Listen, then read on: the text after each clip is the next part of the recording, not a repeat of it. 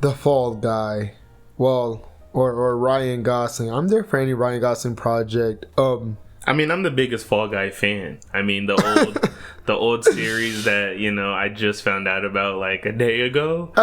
Yeah, you know, I've always been a stan. So, you know, I was looking forward to this probably more than anybody. I don't know if I believe that. Welcome to Found Footage. Another episode of Found Footage, the second episode of Found Footage. Why is everything an episode? What? I don't know. Everything's an episode nowadays. It's just a video. It's Found Footage. Second video. If this is your first time here, or even if it's not, what are you doing? Hit that like button. You can feel free to subscribe and click that bell. All three of those, guess how much they cost? Zero. No nothing. Money. And you know, just nowadays, a Google account. Not a lot of stuff is no money. So take advantage of it, in my opinion. In this economy, that's rare. It's a rare. But what did you think of this? I mean, I went in with decent expectations. I mean, I went in with some pretty, you know... I'm there for anything Gosling is on because 100%. He can't pick a bad project. I don't think he's picked a bad one since... He can do no wrong in my eyes. Gangster Squad? When was that, though? And when even Gangster Squad, you know, even to some people, is an absolute masterclass of cinema. No, it's not. No, it's not. But, you know, Ryan Gosling, you know, he can do no wrong in my eyes. And the pairing of him and Emily Blunt gave me, you know, some pretty good expectations for what the movie had to offer. I heard some buzz around South by Southwest. 2013. Over a decade. That's like the last bad movie he's had. 2013 is the last bad movie he's had. And we don't talk about the movie he directed. I'm glad he doesn't step behind the camera anymore. He you know, he knew where his talents belong. Strengths were. And, you know, he stuck by that. But yeah, I love this movie. I mean, there wasn't a single time that I didn't want to keep watching it. It had me locked in. I mean, the pairing of Emily Blunt and Ryan Gosling. Now, you can make the case that Ryan Gosling pairs up well with just about anybody. You can make that case. Yeah, he has chemistry with... Because he's a talent. Everyone, anything. He has chemistry with the dog. Yeah. It's pretty insane. But man, was Emily Blunt bouncing off of Ryan Gosling so well. And I think the movie knows its tone. I think like David Leitch is starting to kind of get into that pocket where he's making specific movies in a specific tone. Like lately, David Leitch has been on this thing where he's like, it knows its tone like very well. Like I think there are points in this movie that I don't want to, you know, I don't want to be busting strays out right now, but like there are points in this movie that could feel like Argyle if it didn't understand its tone. But I feel like Argyle kind of struggles with that. There were scenes where I was just going, that is stupid, but it was completely fine. And it does feel like Bullet Train in that aspect, but I'd say Bullet Train has a little more like zestiness. Yeah, just a little bit. It's a little bit more on the nose with it. It's a lot more playful. Bullet Train feels like a Tarantino rom-com trope a little bit, so it doesn't feel as zany as that. But the romance between Emily Blunt and Ryan Gosling, I mean, it had me like, again, it could be just Ryan Gosling, but they were bouncing off of each other so well. And honestly, probably the best parts of the movie, you know, next to like some of the action sequences. The stunts were the best part of the movie. Yeah, I think Leitch definitely like started to crank up the action in around the second and third act. Yeah, there's like I feel like the first act was a lot of that like groundwork. There is an opening one take though that's really good. It is really good. So good. It is really good. I thought like the first act was like a little bit of groundwork for like the romance, you know, playing with some tropes and stuff like that. And then it was setting the groundwork for like what was gonna happen moving forward. But I think once it hit that stride, like once the action like you could feel the action come in. Like, it's like, oh, okay, now it's a David Leitch. Now, it's like, okay, now it's an action movie kind of.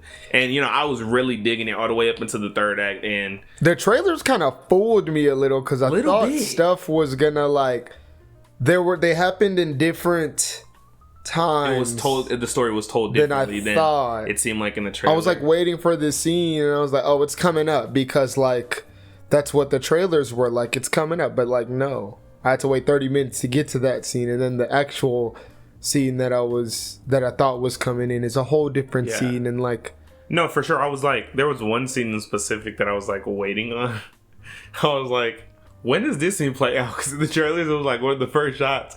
The trailers it has that feeling. Have a lot more on the cutting room floor. If you look at the trailers, like there's little quips of dialogue that are not in the movie. Okay, but the same scenes are in the movie. Yeah, I thought they're I just was different. tripping. I don't know if they're different takes or maybe they just cut it up because obviously, like, because some of these scenes do kind of go on longer. Yeah, they do.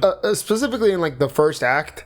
I'd say like my negatives in here don't really bring the movie down too much. It literally gets better as it goes, I think. Yeah, and, it starts off pretty slow and starts to. That I love movies like that. It's all about how a movie ends. To me, an ending of a movie can really impact your feelings.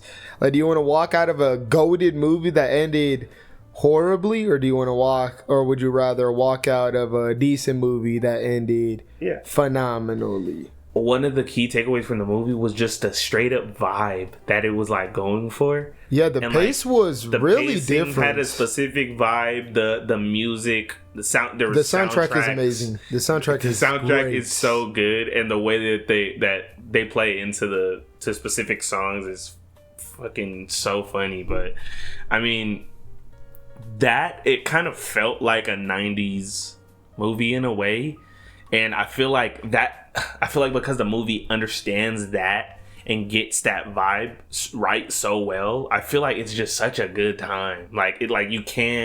There's nothing you could truly like linger on in terms of like what gripes you or negatives you could have on the movie. I can't see anyone walking out this movie not at least. Dude, I can see everybody. It doesn't have to be a 4-star, 5-star movie, but it's so difficult for me to picture anyone walking out of this movie disappointed or like let down or like didn't like it. This movie has so much to love. Like I still remember like when the first trailer for this released, all the cinephiles online were like, oh, this movie is so below Emily Blunt and Ryan Gosling. Obviously, as if Ryan Gosling didn't just get done doing Barbie. Not that movie didn't have a deep message, but I mean, Ryan Gosling can be Ryan Gosling can do multiple things, and I will go and see a Ryan Gosling movie. It doesn't matter who's attached, who's writing, who's directing, only because he has just such a strong track record of picking talented, not only like just good scripts, but like talented directors. Like I remember, I think he was the guy that like had the say in who directed Drive, which was like crazy. Wow. It's like, I don't know. I love Ryan Gosling. I mean, but then again, who doesn't? We have Matthew McConaughey in this movie. Basically, Aaron Taylor Johnson didn't have a lot to do until like the third act, but he low-key stole the show. I will say this with mass amount of confidence. Get Aaron Taylor Johnson in a Wild Wild West movie. In a Wild Wild West movie. Yeah, just get him in something with country folk in it, because you mean a western, or yeah, like a little Wild Western. West movie. I mean, you could always just do Wild Wild West, but no, get him in a Western. We don't want that. Get him in a Western. No, we do not want a Wild Wild West again. We do. We want a Wild Wild West in the 2020. Yes, what is wrong with you? That's what we want. We don't want the Wild Wild West that came out in the 90s. I don't speak French. We don't want that one. But we want a Wild Wild West. Because, dude, he was radiating off the screen with that accent. I mean, I was, dude, cheek to cheek, I was smiling so hard. Like, it sounded like he was doing more of an impression. Yeah, granted, it's done in a very comedic tonality where like they're playing it. Yeah, the movie is playing it for laughs. Over exaggerated. Yeah, but like, I love it. Though, like, no, I ate it up. Yeah, and every time he was on screen, like he was stealing it. I mean, seriously. But I mean, all in all, the movie, and then the fact that the movie is like a good love letter to stuntmen, I feel like that has to be. I think it's a love letter to like that has to be brought up. Everyone behind the cameras. Yeah, like, you have like a lot of sequences people that kind of like not as Babylon-esque, you know. Where you have sequences that are like, oh damn, that's what it feels like to be behind the camera. Like, oh damn, like not Babylon is in front of the camera, sir. Did you watch that movie? Behind and in front. There's sequences. I'm talking about the VFX artists, kind of just the way they like show how a set interacts and how they communicate and how they get ready for a scene. it was just so fresh to see. We love some walkie-talkies. Walkie-talkies really bring me back, man. I miss the days where I could just go on a walkie-talkie with the homie. I mean, it's hard to hear you in the first place. Yeah, I know. And then the beep after the end. But there was a lot of that stuff in here. This movie was great. 4 out of 5. Did you like where does it rank in your, like, out of all the movies you've seen this year? Out of all the movies I've seen in 2024, I would place The Fall Guy. It's right behind Challengers. Right behind Challengers, yeah. Which, I think I told you right when the movie was done, I didn't like this as much as Challengers. We were supposed to do a found footage on Challengers. Yeah, we were. What happened to that? But we kind of saw it late. What happened to that? We saw it on a weekend. We didn't really see it opening week, so we didn't really get he's signaling to me his pet. He had to walk his pet fish. Shit to him. I'm not saying. Don't listen. See, he had to walk his pet fish, apparently. Yes, I had to walk my pet fish. Wow. That happens to me all the time. That happens to me all the time. To the grocery store to get him some fish. Huh? But that's cannibalism. I didn't like this as much as Challengers, but I rated it the same. I rated both a 4 out of 5 because I give Challengers a 4 too. And yeah, I would say this is about like a top 5 film of the year for me right now. I think it does have much more good than bad, and the movie just knows what it's doing. There's really going to be like a whole avalanche. The movie knows what it's doing, and you buy in. To be quite honest, you buy in for Ryan Gosling, and like Emily Blunt is kind of like cherry on top. And the movie is just great. Like overall, I think it's one of Alicia's best, right under Deadpool 2 for me. I liked it better than John Wick 1. I'm trying to think of all his movies. I mean, it's basically a rom-com with some action. Deadpool 2, Atomic Blonde. It's going to be written. Yeah, I'd say this is visually his like least interesting. That's not to say the movie's ugly or anything. It's just the other movies that he's done are such action movies. Yeah. This is a rom-com. It's going to be more focused on its writing and storytelling. And I will say like payoffs and such. Those are like my only issues. Is like the script got a bit too hammy sometimes. I don't know if that was like improv, but like sometimes scenes lingered on too much. The editing as well was sometimes it like broke momentum of a scene. Sometimes it like really helped a scene. 100%. But then there's other times where like there's such energy and momentum to the movie, and like, you know, maybe it'll cut away or something and kind of halt it a little bit.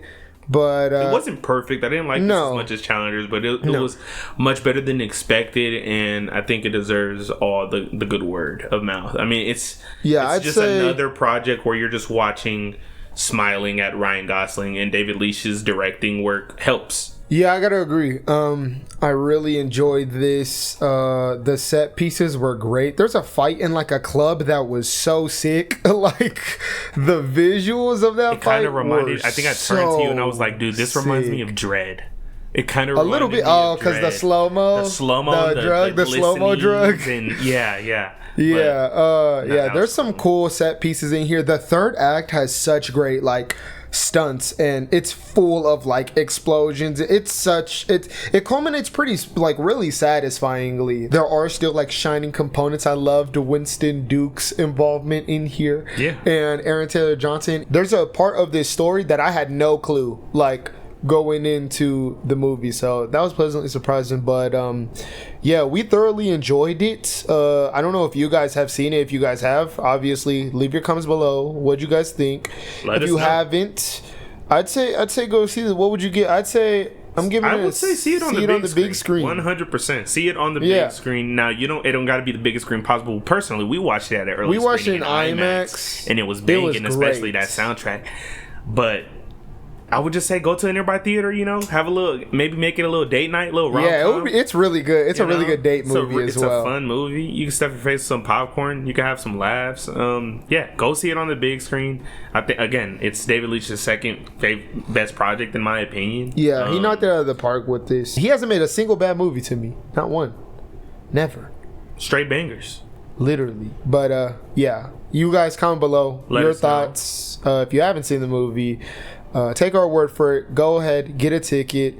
I mean, there's a lot of movies coming out in May, but I'd say this is definitely worth it as well. I was just telling my brother this yesterday, dude. like how long can we have Ryan Gosling maintain this shape? I mean, we need to get him in a Marvel movie or something, like something. His shape is crazy. Where his body will be put to immense, it looks fake. Great use. It looks fake. It's that good. It's like we need James Gunn to call him up, get him in a role, something, get him in Marvel, something, man. Like, let's make Ryan Gosling Harley Quinn. Wow. That's where we're gonna end it on, guys. Yeah, if you made it this far though, hit the like button, hit the subscribe button, click that bell, all 3 for free, all that stuff. It's been found footage, and that's all, folks. Is he allowed to say that legally?